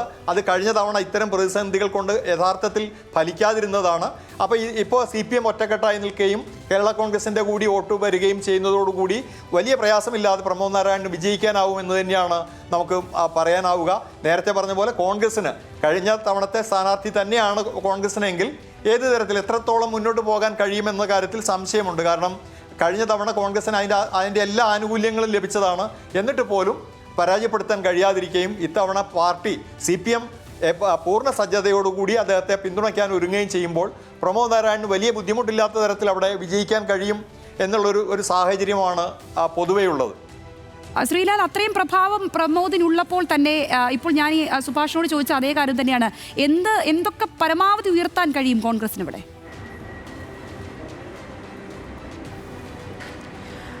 നോക്കൂ, അവിടെ മറ്റൊരു പ്രധാനപ്പെട്ട ഘടകമുണ്ട്. അവിടെയും BJP ഒരു ഘടകം തന്നെയാണ്. ഇപ്പോൾ ഈ തദ്ദേശ തെരഞ്ഞെടുപ്പിൽ പോലും അരൂർ ഗ്രാമപഞ്ചായത്ത് LDFിൽ നിന്നും NDA പിടിച്ചെടുത്തു എന്നൊരു ഒരു ഘടകമുണ്ട് അവിടെ. അതോടൊപ്പം തന്നെ മറ്റൊരു പ്രധാനപ്പെട്ട ഘടകമായി അവിടെ വരുന്നത്, അവിടെ കൊട്ടാങ്ങൽ ഗ്രാമപഞ്ചായത്തിൽ LDFിന് ഭരണം പോയി, LDF 3-ാം സ്ഥാനത്തേക്ക് പോയി. പക്ഷേ അവിടെ UDF ഭരണം പിടിച്ചു. അതല്ല അവിടുത്തെ പ്രധാന ഘടകം. അവിടെ ഒരംഗം മാത്രം ഉണ്ടായിരുന്ന SDPI 3 അംഗമായി അവരുടെ നില മെച്ചപ്പെടുത്തി എന്നുള്ളതാണ്. അപ്പോൾ ഇത്തരം ഘടകങ്ങളും അവിടെ വലിയ ഫാക്ടറാണ്. അത്തരത്തിലുള്ള ഇപ്പോൾ ശബരിമല വിഷയം, അതുപോലെ തന്നെ കേരളത്തിൽ മൊത്തത്തിൽ നിൽക്കുന്ന ഒരു എന്താ പറയുക, ന്യൂനപക്ഷ മുസ്ലിം ഐക്യം എന്നുള്ള ഒരു ആരോപണം, ഇതെല്ലാം ഒരു പക്ഷേ പരീക്ഷിക്കപ്പെടാൻ സാധ്യതയുള്ള ഒരു മണ്ഡലം തന്നെയാണ് ഈ മണ്ഡലം. അതിനൊക്കെ വച്ചിട്ടും അതൊക്കെ കണ്ടുകൊണ്ട് തന്നെയാണ് നമ്മൾ പറയുന്നത്. ഇത്തവണ പ്രമോദിന് ഉള്ള ഒരു ഏറ്റവും അനുകൂല ഘടകം ഞങ്ങൾ രണ്ടുപേരും സൂചിപ്പിച്ചതുപോലെ LDF ഒറ്റക്കെട്ടായി അദ്ദേഹത്തിനൊപ്പം നിൽക്കുന്നു എന്നുള്ളതാണ്. കഴിഞ്ഞ തവണ അങ്ങനെ ഒരു ഒറ്റക്കെട്ടായിട്ടുള്ള ഒരു പ്രവർത്തനം ഉണ്ടായിരുന്നില്ല. കുറച്ച് CPM പ്രവർത്തകർക്ക് മുൻപ് പുറത്താക്കിയ ഒരു വ്യക്തിയെ ആ വ്യക്തിക്ക് അനുകൂലമായി പ്രചാരണത്തിനിറങ്ങുന്നതും വോട്ട് പിടിക്കുന്നതും വോട്ട് ചെയ്യുന്നതിനുമെല്ലാം ചില വിമിഷ്ടങ്ങളും ചില അനിഷ്ടങ്ങളും ഉണ്ടായിരുന്നു. പക്ഷേ ഇത്തവണ ആ ഒരു പ്രതിസന്ധിയേ ഇല്ല. ആ ഒറ്റ നീക്കത്തിലൂടെ, അതായത് LDFിൽ കേരള കോൺഗ്രസിനെ പിടിച്ചു നിർത്തുന്ന ഒറ്റ നീക്കത്തിലൂടെ ഈ പറയുന്ന ഇദ്ദേഹം അവിടെ എല്ലാവർക്കും സ്വീകാരനായി, LDFിലെ മുഴുവൻ സ്വീകാരനായ ഒരു വ്യക്തിയായി മാറുന്നു എന്നുള്ളതാണ് എൻ്റെ പ്രധാന ഘടകം. അവിടെയാണ് കഴിഞ്ഞ തവണ സുഭാഷ് സൂചിപ്പിച്ചതുപോലെ എല്ലാ അനുകൂല ഘടകങ്ങളുമായി വന്നിറങ്ങിയ റിങ്കു ചെറിയാൻ. ആ റിങ്കു ചെറിയാനെയാണ് 1000 വോട്ടെങ്കിലും തോൽപ്പിച്ചത്. ഇപ്പോൾ തിരിച്ച് റിങ്കു ചെറിയാൻ തന്നെ വന്നാലും അല്ലെങ്കിൽ മറ്റൊരു സ്ഥാനാർത്ഥി വന്നാലും ഈ പറയുന്ന ഘടകങ്ങൾ ഒരു ഭാഗത്ത് വലിയ തോതിൽ അനുകൂലമായി നിൽക്കുന്നു എന്ന് തന്നെയാണ് നമ്മൾ കാണേണ്ടത്. അപ്പോൾ പ്രമോദ് അന്ന് ഫേസ്ബുക്കിൽ ഇട്ടതുപോലെ തന്നെ തുടരും എന്നുള്ള തരത്തിലുള്ള കാര്യങ്ങളാണ് റാന്നിയിലെ ഒരു കണക്കുകൂട്ടലായിട്ട് വരുന്നത്. ബാക്കിയൊക്കെ ജനവിധിയിലാണ് അറിയാൻ കഴിയുന്നത്. ഇനി നമുക്ക് നേരെ പോകേണ്ടത് അടൂരിലേക്കാണ്. ഇടതിനെയും വലതിനെയും ഒരുപോലെ പിന്തുണച്ചിരുന്ന മണ്ഡലമാണ് അടൂര്. തിരുവഞ്ചൂർ രാധാകൃഷ്ണൻ 4 തവണ അടൂരിൽ നിന്ന് വിജയിച്ചിട്ടുണ്ട്. 2011 മുതൽ ചിറ്റയം ഗോപകുമാറാണ് അടൂരിനെ പ്രതിനിധീകരിക്കുന്നത്. 2011 മുതൽ പട്ടികജാതി സംവരണ മണ്ഡലമാണ് അടൂര്. 2021 കണക്കുകളിലേക്ക് നമുക്ക് വിശദമായി പോകാം. ചിറ്റയം ഗോപകുമാർ CPയുടെ സ്ഥാനാർത്ഥിയായിട്ട് വന്നയാൾ. അവിടെ നേടിയ വോട്ടുകൾ 66,569 വോട്ടുകൾ നേടി. 42.73% വോട്ട്. MG കണ്ണൻ 2-ാം സ്ഥാനത്ത് വരുമ്പോൾ 63,650 വോട്ടുകളാണ് നേടിയത്. 40.85 എന്നുള്ളതായിരുന്നു 2-ാം സ്ഥാനത്ത് നേടിയ MG കണ്ണന് നേടാനായത്. പന്തളം പ്രതാപൻ BJPയുടെ സ്ഥാനാർത്ഥിയായിട്ട് എത്തിയപ്പോൾ 23,980 വോട്ടുകൾ നേടി. 15.39% എന്നുള്ളതായിരുന്നു കണക്ക്. ഭൂരിപക്ഷം 2,919 എന്നുള്ളതായിരുന്നു കണക്ക്. ഇനി 2024 ലോക്സഭാ തെരഞ്ഞെടുപ്പ് കണക്കുകളിലേക്ക് വരുമ്പോൾ അവിടെ ആന്റണിക്ക് നേടാനായത് 36.27% 51,313 വോട്ടുകളായിരുന്നു ആന്റണിക്ക് നേടാൻ കഴിഞ്ഞത്. Doctor T M Thomas Isaac അവിടെ രണ്ടാം സ്ഥാനത്ത് വരുമ്പോൾ 49,047 വോട്ടുകൾ നേടി 34.67% എന്നുള്ളതായിരുന്നു. അനിൽ ആന്റണിക്ക് നേടാൻ കഴിഞ്ഞത് 38,740 വോട്ടുകളാണ്, 27.39% അവിടെ ലീഡായിട്ട് വന്നത് 2,266 വോട്ടുകളുടേതാണ്. ഇനി 2025 തദ്ദേശ കണക്കുകളിലേക്ക് വരുമ്പോൾ മുനിസിപ്പാലിറ്റി അവിടെ 2 UDF-ന് ഒപ്പം 1, LDF-നൊപ്പം 1 എന്നുള്ളതാണ്. വിശദമായി അതിലേക്ക് പോകുമ്പോൾ അടൂർ മുനിസിപ്പാലിറ്റി UDF-നൊപ്പം നിൽക്കുന്നു. അവിടുത്തെ കക്ഷിനില പരിശോധിക്കുമ്പോൾ UDF 16, LDF 8, NDA 4, മറ്റുള്ളവർ 1 എന്നുള്ളതാണ് കണക്ക്. 2020 LDF ഭരണം ആയിരുന്നു. 2 സ്വതന്ത്രരുടെ പിന്തുണയോടെ കൂടിയാണ് അന്ന് ഭരണത്തിൽ വന്നത്. LDF-ന് അന്ന് അവിടെ 14, UDF-ന് 11, NDA-ക്ക് 1 എന്നിങ്ങനെയായിരുന്നു കണക്ക്. അടുത്ത മുനിസിപ്പാലിറ്റി എന്ന് പറയുമ്പോൾ പന്തളം മുനിസിപ്പാലിറ്റിയാണ്. ഏറെ ശ്രദ്ധാകേന്ദ്രമായ പന്തളത്തിലേക്ക് വരുമ്പോൾ അവിടെ LDF-നാണ്. LDF-ന്റെ കക്ഷിനില 14, UDF-ന് 11, NDA-ക്ക് 9 എന്നുള്ളതാണ് കക്ഷിനില. അവിടെ 2020 ഭരണം BJP-ക്കായിരുന്നു.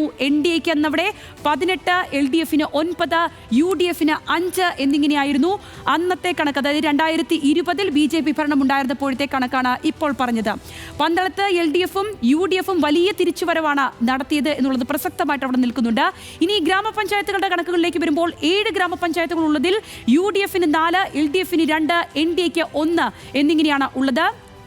NDA-ക്കൊപ്പമുള്ളത് പന്തളം തെക്കേക്കര പഞ്ചായത്താണ്. NDA-ക്ക് ഒപ്പം നിൽക്കുന്ന പഞ്ചായത്തുള്ളത് ഏതൊക്കെയാണെന്ന് വിശദമായി നോക്കുമ്പോൾ കൊടുമണ്ണ, ഏഴംകുളം, ഏറത്ത്, തുമ്പമണ്ണ എന്നീ ഗ്രാമപഞ്ചായത്തുകളാണ് UDF-നൊപ്പം നിൽക്കുന്നത്. പള്ളിക്കൽ, കടമ്പനാട് എന്നീ പഞ്ചായത്തുകൾ LDF-നൊപ്പം നിൽക്കുന്നു. ഇതാണ് മൊത്തത്തിലുള്ള ഒരു ചിത്രമായിട്ട് വരുന്നത്. നമ്മളിപ്പോൾ സൂചിപ്പിച്ചല്ലോ പന്തളം മുനിസിപ്പാലിറ്റിയിലെ ഒരു മാറ്റം, അത് BJP-യിൽ നിന്ന് LDF പിടിച്ചെടുത്തത് നമ്മൾ തദ്ദേശ ഫലം വന്ന ദിവസം അങ്ങേയറ്റം നമ്മൾ ചർച്ച ചെയ്യപ്പെട്ട ഒരു കാര്യമായിരുന്നു. അതുകൊണ്ട് തന്നെ അവിടെ വലിയ രീതിയിൽ ശ്രദ്ധാകേന്ദ്രം ആകുന്നുണ്ട് ആ മണ്ഡലം എന്നുള്ളതാണ്.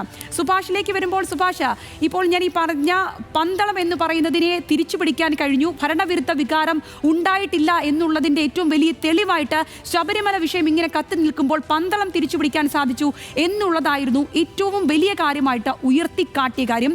ശബരിമല വിഷയം പിന്നീട് അങ്ങോട്ട് തദ്ദേശ തെരഞ്ഞെടുപ്പിന് ശേഷവും ഇപ്പോഴും അങ്ങനെ കൊടുമ്പിരി കൊണ്ടിരിക്കുന്ന സമയത്ത് ഈ ശബരിമല വിഷയം തന്നെ എത്രത്തോളം ആ മണ്ഡലത്തിൽ ഗതി നിർണ്ണയിക്കും എന്നുള്ളതാണ് കണക്കുകൂട്ടൽ.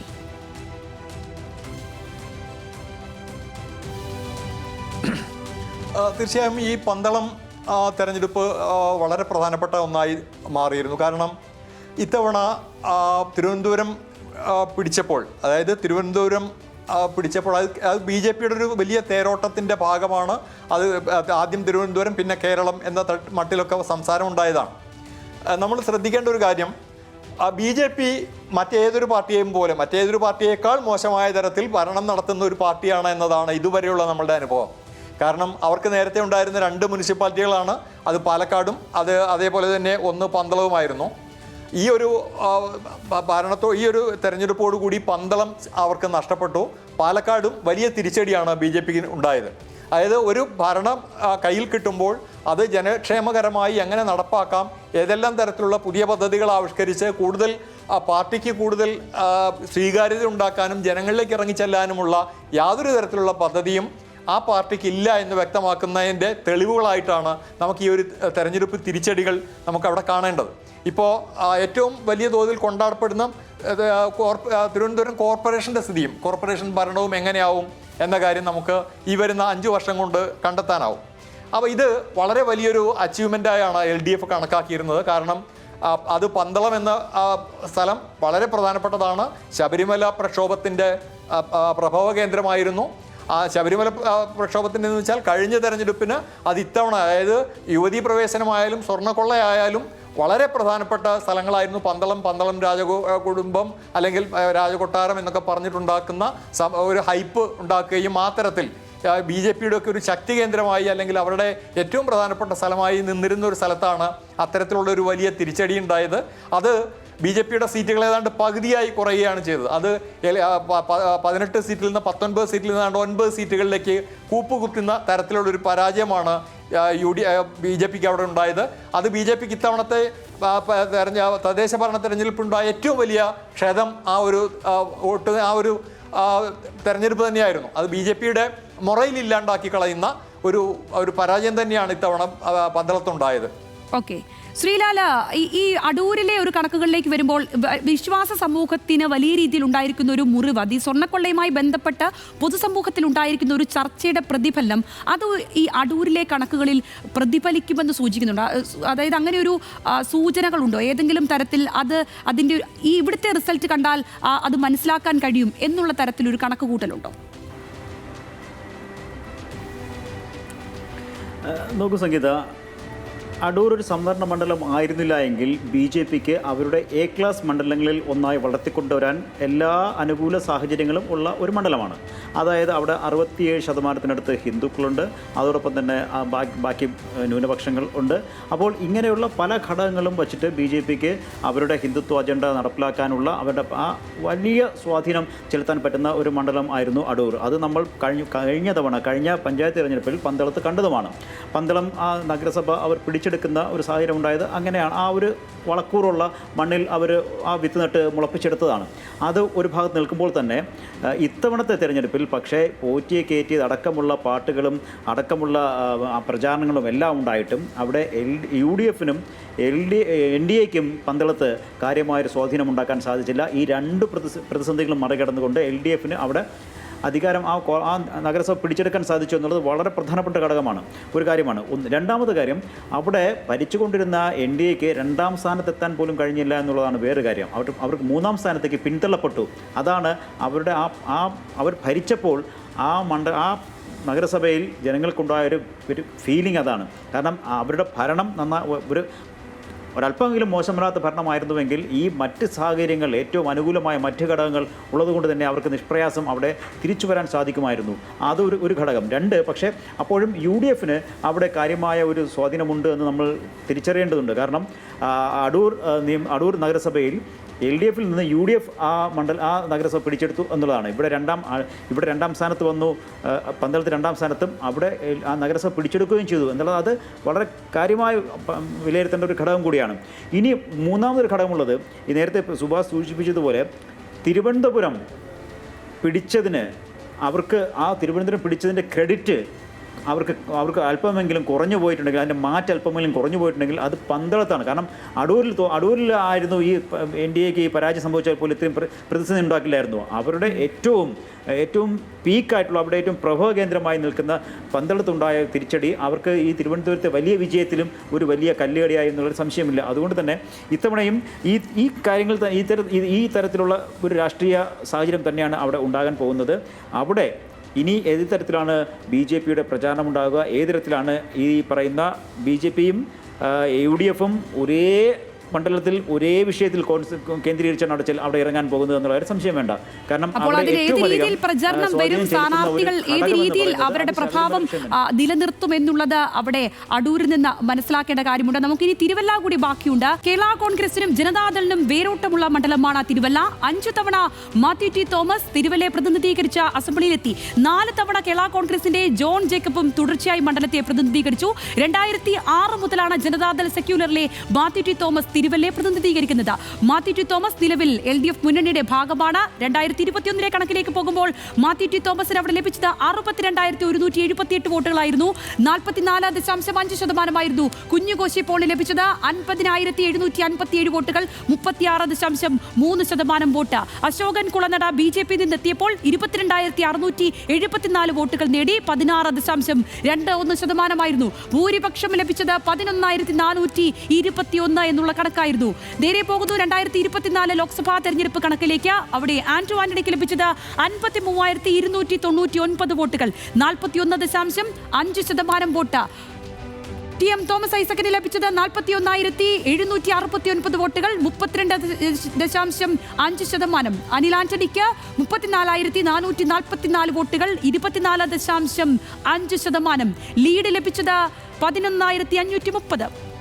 ഇനി 2025 തദ്ദേശ തെരഞ്ഞെടുപ്പിലേക്ക് വരുമ്പോൾ തിരുവല്ല മുനിസിപ്പാലിറ്റി UDFിനൊപ്പമാണ്. കക്ഷിനില നോക്കുമ്പോൾ UDF 18, LDF 11, NDA 7, മറ്റുള്ളവർക്ക് 3 എന്നുള്ള നിലയിലാണ് തിരുവല്ല മുനിസിപ്പാലിറ്റിയിലെ കണക്കുള്ളത്. 2020 UDF ഭരണമായിരുന്നു.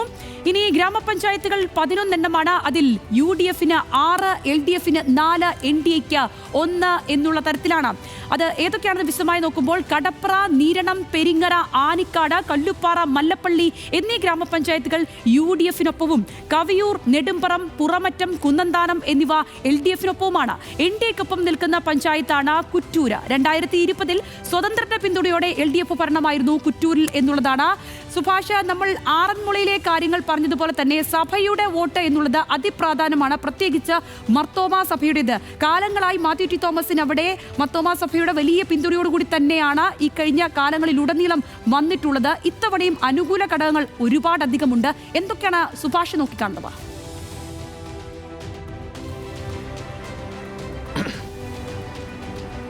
ഏറ്റവും പ്രധാനമായ കാര്യം മാത്യു ടി തോമസ് നിരന്തരമായി ജയിച്ചു വരുന്ന ഒരു മണ്ഡലമാണിത്. 87 മാത്യു ടി തോമസ് ഇവിടെ ആദ്യമായിട്ട് മത്സരിക്കുന്നത്. പിന്നീട് അതാ 2006 മുതൽ തുടർച്ചയായി ജയിച്ചുകൊണ്ടിരിക്കുകയാണ്. ഈ അവസാനഘട്ട മത്സരങ്ങളിലെല്ലാം അദ്ദേഹത്തിൻ്റെ മുഖ്യ എതിരാളിയായി ഉണ്ടായിരുന്നത് കേരള കോൺഗ്രസ് മാണി ഗ്രൂപ്പാണ്. അവിടെ അദ്ദേഹം തുടർച്ചയായി വിജയം നേടിക്കൊണ്ടിരുന്നു.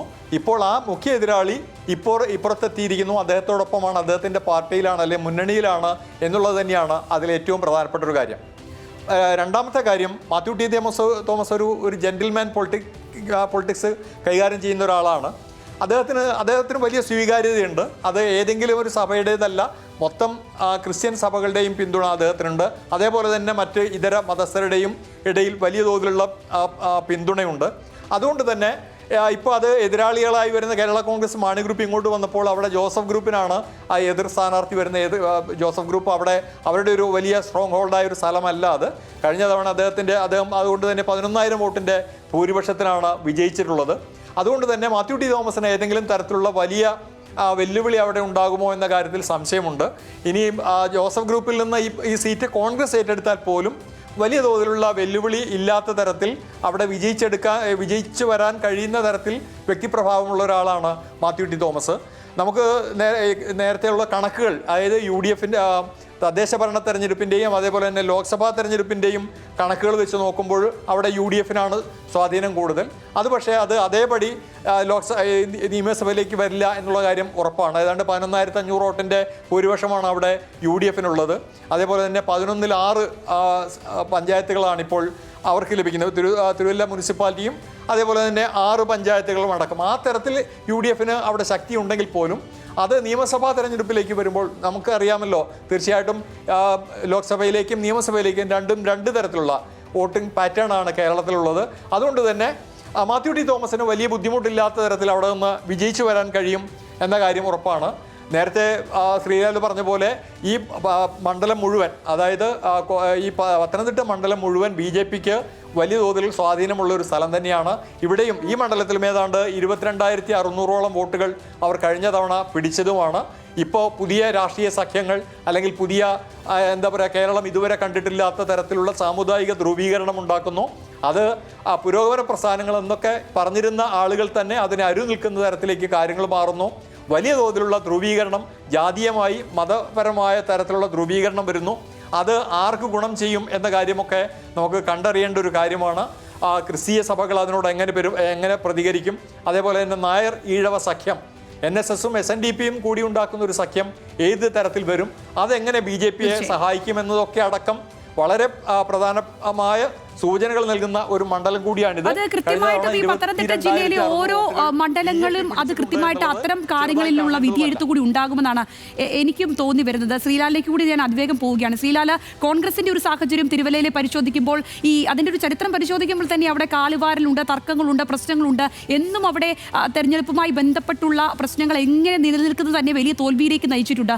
അതിനിടയിൽ ഇപ്പോൾ മാത്യു ടി തോമസിന് വലിയ രീതിയിലുള്ള വ്യക്തിപ്രഭാവം അടക്കം എല്ലാ തരത്തിലും അദ്ദേഹം വലിയൊരു ജനകീയനായ നായകനായിട്ട് അങ്ങനെ നിൽക്കുന്നു. അങ്ങനെ ഒരു തരത്തിലും UDFന് അവിടെ ഉയർന്നു വരാൻ സാധിക്കാത്ത വരണമുള്ള കാര്യങ്ങളെയാണ് നമ്മൾ ഇത്രയും നാൾ കണ്ടിട്ടുള്ളത്. ഇപ്പോഴും അത് അങ്ങനെ തന്നെയാണോ ആ സാഹചര്യങ്ങൾ? ഇപ്പോഴും ഈ കേരള കോൺഗ്രസ് ജോസഫ് ഗ്രൂപ്പുമായിട്ടുള്ള പ്രശ്നങ്ങൾ, അതായത് അവിടെ ഏറ്റെടുക്കാം വേണ്ട എന്നുള്ള തരത്തിലുള്ള തർക്കങ്ങൾ ഇപ്പോഴും അവിടെ നിൽക്കുകയാണ്. UDFന് അപ്പോൾ ഒരു പ്രതീക്ഷ വെക്കാൻ സാധിക്കാത്ത മണ്ഡലമായി തന്നെ അവശേഷിക്കുകയാണോ തിരുവല്ല? തീർച്ചയായും മാത്യു ടി തോമസ് അങ്ങനെ ഒരു അധികായനായ ഒരു മറുഭാഗത്ത് നിൽക്കുമ്പോൾ ആണ് ഈ വച്ചുമാറിൽ സംബന്ധിച്ച ആലോചനകൾ ഉണ്ടായത്. റാന്നിയും തിരുവല്ലയും വച്ചുമാറും സംബന്ധിച്ചായിരുന്നു കോൺഗ്രസും കേരള കോൺഗ്രസ് ജോസഫും തമ്മിലുള്ള ചർച്ചകൾ ഉണ്ടായിരുന്നു. പക്ഷേ ജോസഫ് വിഭാഗത്തിനുള്ളിൽ നിന്നും വലിയ എതിർപ്പുകൾ ഉണ്ടായതിനെ തുടർന്ന് ആ ഒരു നീക്കം വേണ്ട എന്ന് ഉപേക്ഷിക്കാം, അല്ലെങ്കിൽ റാന്നി വച്ചുമാറുന്നതിനോട് കോൺഗ്രസിനും വലിയ താല്പര്യമുണ്ടായിരുന്നില്ല. അങ്ങനെയാണ് ആ ആലോചനകൾ ഒരുവിധം ഏതാണ്ട് അവസാനിച്ചു എന്ന തലത്തിൽ തന്നെയാണ് ഇപ്പോൾ പറഞ്ഞു കേൾക്കുന്നതും. അതുകൊണ്ട് തന്നെ പല പേരുകളിൽ ചില പേരുകളിലേക്ക് ജോസഫ് ഗ്രൂപ്പ് എത്തുന്നു എന്നുള്ള വാർത്തകൾ നമ്മൾ കേട്ടിരുന്നു. ഏതാണ്ട് അവിടെ ഒരു മാർത്തോമ ഒരു സ്ഥാനാർത്ഥിയെ തന്നെ കൊണ്ടുവരേണ്ട ആലോചനകൾ നടക്കുന്നു എന്നുള്ള കഥകൾ നമ്മൾ കേട്ടിരുന്നു. പക്ഷേ അവിടെ ഏറ്റവും പ്രധാനമായിട്ടും ഈ രാഷ്ട്രീയത്തിൻ്റെ പുതിയ രാഷ്ട്രീയത്തിൻ്റെ ഒരു പുതിയ പ്രായോഗിക ഒരു പരീക്ഷണം നടത്താൻ ഇറങ്ങുന്നത് BJP ആണ് എന്നുള്ള സംശയമാണ് ഉയരുന്നത്. കാരണം BJP അവിടെ അനൂപ് ആൻ്റണിയെ രംഗത്തിറക്കാൻ ആലോചിക്കുന്നു എന്നുള്ള വാർത്തകൾ നമ്മൾ BJP ക്യാമ്പിൽ നിന്നും കേൾക്കുന്നു. അനൂപ് ആൻ്റണിയെ ഇറക്കുമ്പോൾ 46% ക്രിസ്ത്യൻ വിഭാഗമുള്ള, അതോടൊപ്പം തന്നെ 51% ഹിന്ദുക്കളുള്ള ഒരു മണ്ഡലത്തിൽ ഈ 2 ക്രിസ്ത്യൻ സ്ഥാനാർത്ഥികൾ മത്സരിക്കുമ്പോൾ മൂന്നാമതൊരു ക്രിസ്ത്യൻ സ്ഥാനാർത്ഥി തന്നെ ഇറക്കിക്കൊണ്ട് ഈ പറയുന്ന ഒരു പരീക്ഷണത്തിന് BJP അവിടെ ശ്രമിക്കുകയാണ്. അനൂപ് ആൻ്റണിക്ക് ഉണ്ടാകുന്ന ഒരു ഗുണം, ലോക്സഭാ തെരഞ്ഞെടുപ്പിൽ അനൂപ് ആൻ്റണി മത്സരിച്ചിരുന്നു. അപ്പോൾ അനൂപ് ആൻ്റണി മണ്ഡലത്തിൽ പരിചിതനാണ്. ഒപ്പം തന്നെ ഈ ഒരു രാഷ്ട്രീയം, ഈ ഒരു നേരത്തെ സുഭാഷ് സൂചിപ്പിച്ചതുപോലെ പുതിയ ധ്രുവീകരണ രാഷ്ട്രീയത്തിൻ്റെ ഒരു പരീക്ഷണശാലയിലൂടെ ആക്കാനുള്ള ശ്രമം BJPയുടെ ഭാഗത്ത് ഉണ്ടാകുമോ എന്നുള്ളത് നമ്മൾ വളരെ പെട്ടെന്ന് അറിയാൻ പോകുന്ന കാര്യം. അങ്ങനെ വരികയാണെങ്കിൽ തീർച്ചയായും ഈ പറയുന്ന ക്രിസ്ത്യൻ വോട്ടുകളിൽ ഭിന്നിപ്പിക്കാനുള്ള ശ്രമം, അതോടൊപ്പം തന്നെ ഹിന്ദു വോട്ടുകൾ ഈ പറയുന്ന അയ്യപ്പൻ്റെയും പോറ്റിയുടെയും ഒക്കെ പോറ്റി പ്രതിഷേധവും അയ്യപ്പൻ അനുകൂല ഘടകങ്ങൾക്കും ഉയർത്തിക്കൊണ്ട് ആ വോട്ടുകൾ സമാഹരിക്കുക എന്നൊരു ലക്ഷ്യമാണ് BJP അവിടെ മുന്നോട്ട് വയ്ക്കുന്നത്. ആലോചനയാണ് BJP നടത്തുന്നത്. എന്തായാലും അനൂപ് ആൻ്റണി വരികയാണെങ്കിൽ അങ്ങനെ ഒരു വലിയ പ്രഭാവം അനൂപ് ആൻ്റണിക്ക് ഈ പറയുന്ന പോലെ ഒരു ഒഴുക്കുണ്ടാകുമെന്നുള്ള പ്രതീക്ഷയൊന്നും ഇപ്പോൾ ഇല്ല. പക്ഷേ അത് വരുന്ന ദിവസങ്ങളിലുള്ള പ്രചാരണം എല്ലാം കണക്കിലെടുത്തുകൊണ്ട്, അല്ലെങ്കിൽ അത്തരത്തിലുള്ള ഒരു നടപടിയാണ്. പക്ഷേ അപ്പോഴും മാത്യു ടി തോമസ് എന്ന അധികായനെ മറികടക്കുക അവിടെ അത്ര എളുപ്പമല്ല. ഇങ്ങനൊരു സാഹചര്യത്തിൽ വോട്ടുകൾ ഭിന്നിക്കുക കൂടി ചെയ്യുകയാണെങ്കിൽ അത് ഒരു പക്ഷേ അനുകൂലമാകാൻ പോകുന്നത് മാത്യു തോമസിന് തന്നെയായിരിക്കും. തീർച്ചയായും ശ്രീലാൽ, എന്താണെങ്കിലും അത് ആറന്മുളയിൽ പറഞ്ഞു വെച്ചതുപോലെ അല്ലെങ്കിൽ കോന്നിയിൽ പറഞ്ഞു വെച്ചതുപോലെ അങ്ങനെ തന്നെയാണ് തിരുവല്ലയിലേക്കും വരുന്നത് കാര്യങ്ങൾ. അവിടുത്തെ ജനപ്രതിനിധികളുടെ വ്യക്തിപ്രഭാവം എന്നുള്ളത് വലിയ ഘടകം തന്നെയായിട്ട് വരുന്നു. അതിനെ മറികടക്കാൻ പാകത്തിലുള്ള സ്ഥാനാർത്ഥികൾ വന്നാൽ മാത്രമേ ആ പോരാട്ട രംഗം മാറത്തുള്ളൂ, എന്നാൽ തന്നെ ആ ഫലങ്ങൾ മറിയത്തുള്ളൂ എന്നുള്ളതാണ് മനസ്സിലാക്കാൻ കഴിയുന്നത്. ഇരുവർക്കും നന്ദി. എന്താണെങ്കിലും ഈ പത്തനംതിട്ട ജില്ലയോടൊപ്പമുള്ള ഈ യാത്രയിൽ നാളെ നമുക്ക് വീണ്ടും കണ്ടുമുട്ടാം. എന്താണെങ്കിലും പ്രിയ പ്രേക്ഷകരെ, പത്തനംതിട്ടയിലെ ഫലം ഭരണത്തിലേറുന്ന മുന്നണിക്ക് ദിശാസൂചിക നൽകുന്നതാണ്. അതുകൊണ്ട് തന്നെ അതിപ്രധാനമാണ് നമ്മൾ ഈ പരിശോധിച്ച 5 മണ്ഡലങ്ങളുടെയും ഫലം. നാളെ ഇടുക്കി ജില്ലയിലെ മണ്ഡലങ്ങളുടെ രാഷ്ട്രീയ ചിത്രവുമായി എത്താം. ശുഭരാത്രി.